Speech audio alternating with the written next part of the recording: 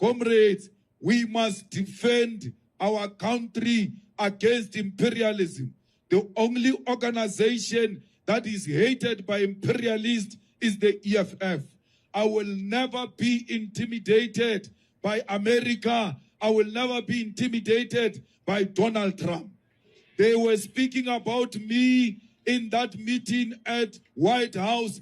If they were not gossiping about me, they should have called me into that meeting. I would have answered everything that Donald Trump wanted from us. Banchaba ba seba ka nna batho ba baholo ka dikhoneng ba tšea transport ba ya ko America ba yo bua ka nna selege. If they are not scared of me, call me into that meeting. That nonsense that Trump did in America, he will never do that nonsense in my presence, because I will confront him here and there with the facts. Ramaphosa could not present the facts in front of Donald Trump. You've got a coward president. He left here, Ariana, he won't be bullied. When he arrived there, he was shaking. Atatazela, Achaba Donald Trump, another president scared of another president. Donald Trump said to him, when you say farmers, you mean white people. He kept quiet. Farmers do not mean white people. They are black farmers. They are white farmers. Ramaphosa is a farmer himself. He should have said to Donald Trump, no, farmers are not white. I'm a farmer myself. I am not white. Why didn't he present that simple fact before Donald Trump?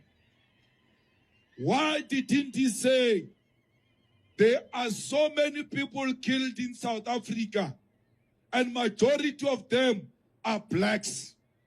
There is no white genocide in South Africa.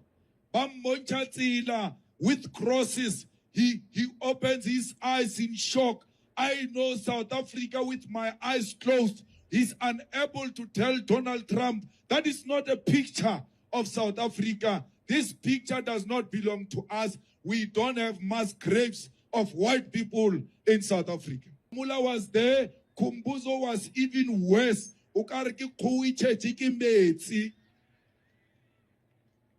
So why should we allow that? Asicha, where were you when I'm sitting? Where were you when I'm dreaming? So for skichi, emoyen. So for skichi, etati, kichi, kichima, kichi, kichima. Zipram Konto Alliance. Zipram Konto Alliance. Bonge Labant Hibagit. Bonge Labant Hibagit. Silta Tile Hilagit. Silta Tile Hilagit. Shoot to kill Kilama. Shoot to kill Nyamasa. Kill the poor, the farmer. Kill the poor, the farmer. I repeat, kill the poor, the farmer. Kill the poor, the farmer. Manda.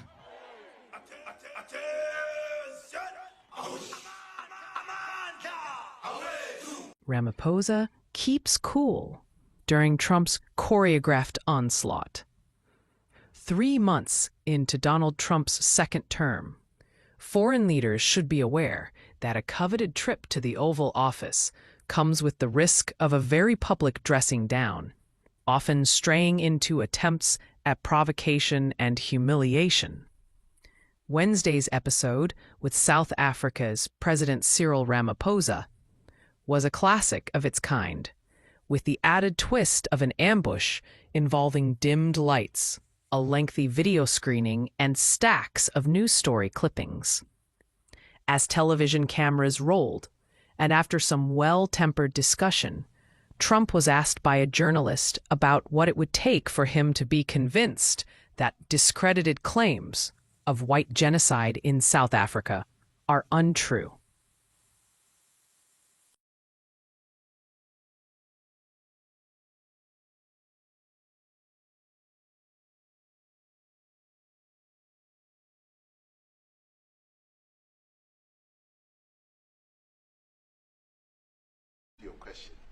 But, Mr. President, I must say that we have, no, wait. We have thousands of stories talking about it. Sure. And we have documentaries, we have news stories, and that. Is Natalie here? Somebody here to turn that? I could show you a couple of things, and it has to be responded to. Yeah, sure. Let me see the articles, please, if you would, and turn the lights down. Turn the lights down, and just put this on. It's right behind you, Johan. There's nothing this parliament can do, with or without you. People are going to occupy land. We require no permission from you, from the president, from no one. We don't care. We can do whatever you want to do. Who are you to tell us whether we can occupy land or not? We are going to occupy land. Yes. South African occupy land. That's who we are. Honorable member, want to do. I can withdraw my membership from this useless parliament. Honorable. Yes, honorable member. Must never be scared to kill. A revolution demands that at some point there must be killing, because the killing is part of a revolutionary act. Shoot to kill. Yamasa. Kill the poor, the farmer. Kill the poor, the farmer. Brr, pa, pa, brr, pa, pa. To kill. Yamasa. Kill the poor, the farmer. Kill the poor, the farmer. The mayor of DA in PE is a white man. So these people, when you want to hit them hard. Trump refused to listen as Ramaphosa insisted that his government did not have any official policies of discrimination. The exchange between Donald Trump and Cyril Ramaphosa appears to be a tense moment in their interaction, likely during a meeting or press conference. Here's a breakdown of the situation.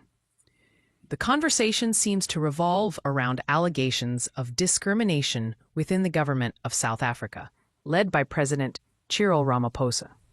Former U.S. President Donald Trump is known for his outspoken views on various global issues, and it's possible he raised concerns about these allegations during their meeting. Ramaphosa's insistence that his government does not have official policies of discrimination suggests he was defending his administration's stance on the matter. He may have provided explanations or evidence to support his claim that Trump's refusal to listen indicates a strong disagreement between the two leaders.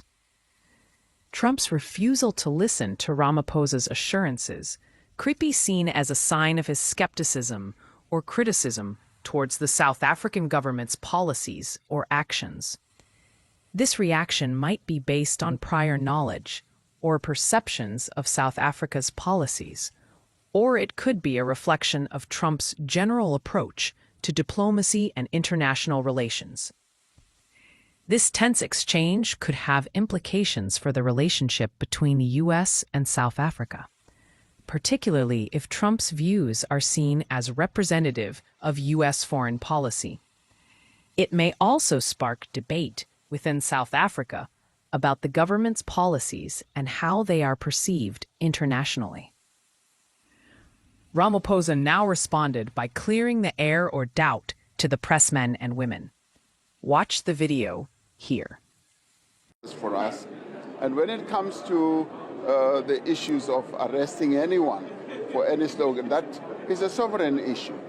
It's not a matter where we need to be instructed by anyone that go and arrest this one. We are a very proud sovereign country that has its own laws, that has its own processes, and we take into account what the Constitutional Court also decided when it said that, that slogan, kill the Boer, kill the farmer, is a liberation chant and slogan. And it's not meant to be a message that elicits or calls upon anyone to go and be killed. And that is what our court decided. So they will probably want to arrest people willy-nilly. We follow the dictates of our Constitution. because we are a constitutional state and we are a country where freedom of expression is the bedrock of our constitutional arrangements. Julius Malema's statement reflects a strong Pan-African sentiment that resonates with many who view Western intervention in Africa with skepticism, particularly regarding the 2011 NATO-led operation in Libya that resulted in the overthrow and killing of Muammar Gaddafi.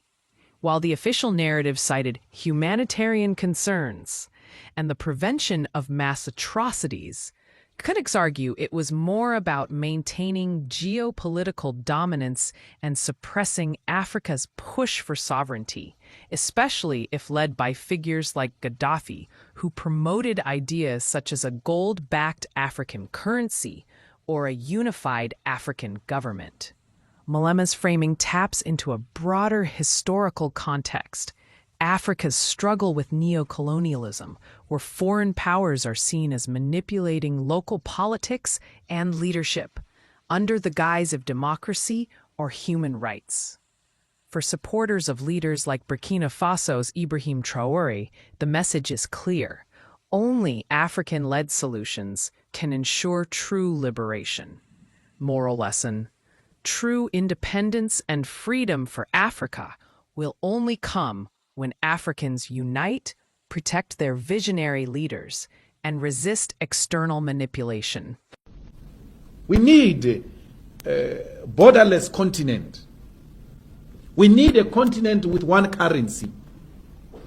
We need a continent with one parliament, which has got teeth and it will bite and hold the executives in countries accountable. And ultimately, we need one African president.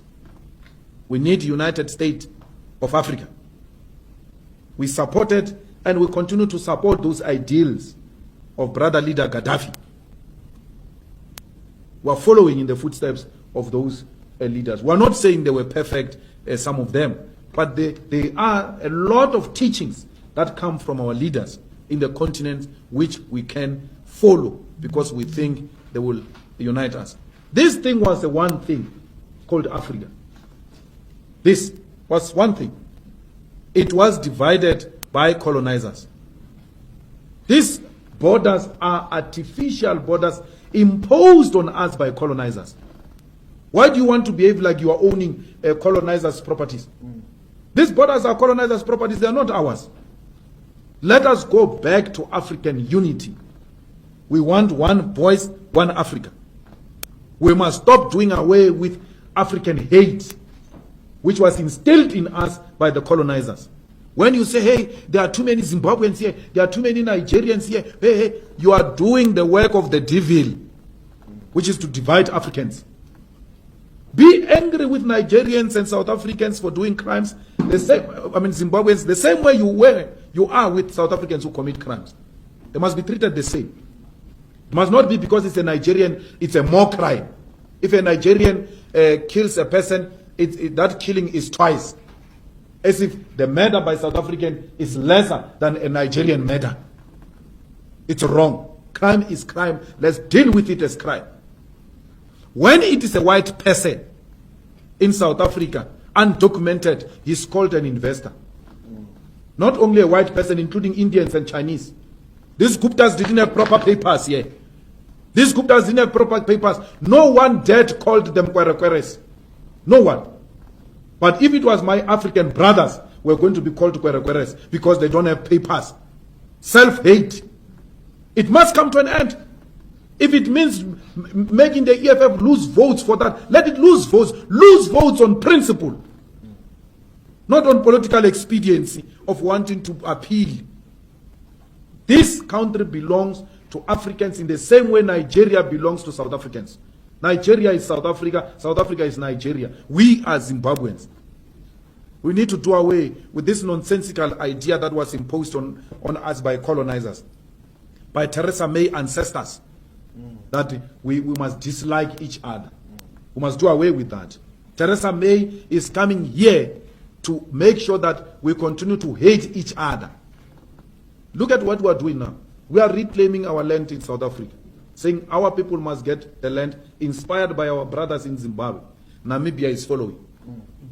Let the whole of African continent follow and reclaim our land. That's how we're going to gain our independence. And through the ownership of the continental land, we shall then have a true one South Africa. We are unable to unite because we are divided along colonial lines, Francophones and Anglophones. We need to do away with that. We need to love our African brothers in America when they are being slaughtered, in London when they are being slaughtered. They need to know that we love them here in South Africa. They remain our brothers. Love each other everywhere else where you find one another. Protect each other, Africans, because we are in the receiving end of capitalism. Capitalism inherently, it is racist. That's why it's targeting blacks everywhere else where blacks are found. So we need to do away with that. We need and Commonwealth is actually one of the institutions that perpetuate African divisions. I mean, we still have judges in Kenya, in Zimbabwe, wearing blonde wigs. What is that? What is that? And including some scholars who are lawyers, they are wearing those things. They still wear those things and come and lecture us about decolonization wearing a wig. Decolonizing Africa starts with simple things. Starts with doing away with apartheid colonial symbols and colonial way of doing things. It must, we must, and even if it's not our generation, generations to come, we must have a language that unites Africans, like Swahili. If Swahili can be developed and it become a continental language, and then we do away with speaking to each other in English, because that's what colonizers did. Divided us, made sure that we don't have a common language to communicate amongst ourselves, and then we use their language to communicate so that they can hear everything we say. So we need to do away with that. If we want Africa, which will be an equal competitor with the West and America. So it is through small things that will realize a total freedom of Africa, not only South Africa. I was very worried with those judges in Zimbabwe. Even our judges here, they wear those green things. I don't know what do these things represent. What is that? What symbol is that? Does it mean when you're wearing this thing, you can only think when you're wearing a wig that looks like the hair of white people? You're actually wearing white braids. The reason you think properly is that wig, according to colonialism. And then revolutionaries like ZANU-PF allows that to continue in Zimbabwe. They allow that to continue in Kenya. Well, Kenya, of course, is something different. I don't think there is a total independence there. America has got a huge interest in that affair, in that arrangement of Kenya. But everywhere else in the continent, we need to start doing away with those things. And pulling out of Commonwealth is one of the things we need to do to realize a complete sovereignty for South Africa. We must not be scared to say that. We must be hated. It might not happen now, but that is what we're envisaging for the future of South Africa. It might not be realized in our lifetime, but those who are coming after us should know what we stood for. We were anti-colonial, anti-imperialist, and therefore anything that represented imperialism and colonialism we reject. In the same way we reject Trump, in the same way we reject Theresa May, we reject everything that represented. When we said roads must fall, we meant exactly that we need to do away with symbols that represent colonialism. As we speak now, the EFF doesn't participate in the Commonwealth Parliament Forum. We don't. The EFF refuses to participate in multinational organizations that have got close links and relations with imperialism. We refuse. We don't. We don't do that. And our going to London, talking to business people in London, talking to business people in America, everywhere else, is not talking to imperialism. It's talking to individual potential investors.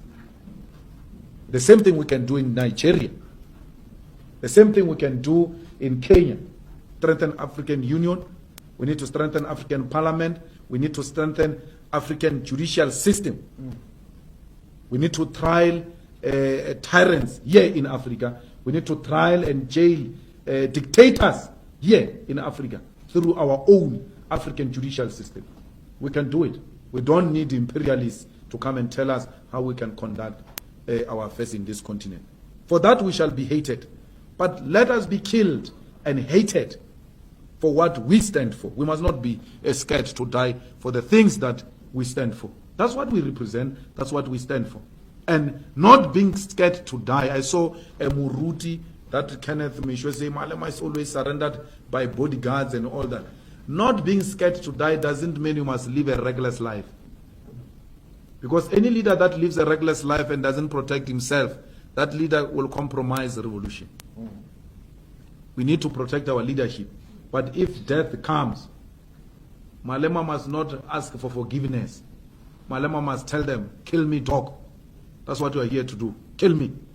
Kill me for what I represent. Those should be the last words when you die as a revolutionary. Die with your boots on. Die not apologizing. Because the enemy one day will tell the story of your life and they will say these were the last words. The last words of a revolutionary must inspire generations to come to continue the fight for a total economic emancipation of the African continent. Thank you very much.